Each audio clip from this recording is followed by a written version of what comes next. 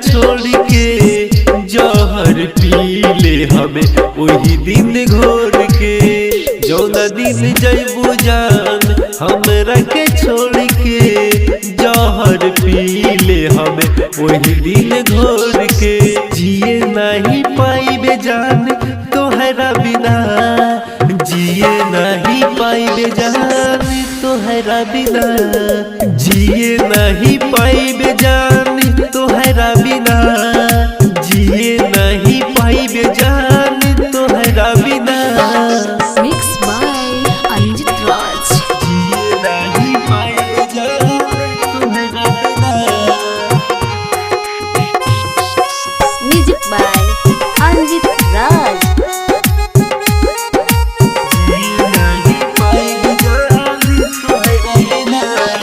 अखिया से लोर बहके जानू मिल जाता पसीना में, सांस बंद के धड़केलू तू हमरा सीना में।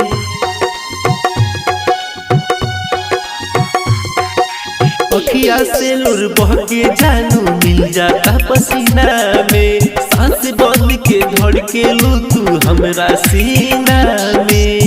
जन्मों से ज्यादा तुझसे करिल प्यार हो, ये जान सुन तू बतिया हमारी हो। जिए नहीं पाइब सुना तोहरा बिना, जिए नहीं पाइब जान तोहरा बिना। Mix by Anjit Raj. जिए नहीं पाइब जान तोहरा बिना। Music by Anjit Raj.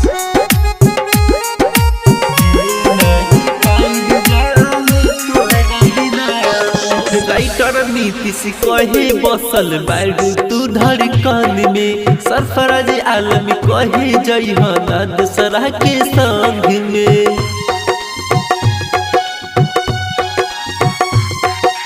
Writer Nitish कहे बसल बारू तू धड़कन में, सरफराज आलमी कहे जइहना दूसरा के संग में।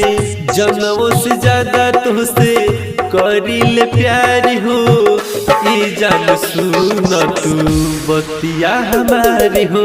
जिए नहीं पाइब सुना तोहरा बिना, जिए नहीं पाइब जान तोहरा बिना।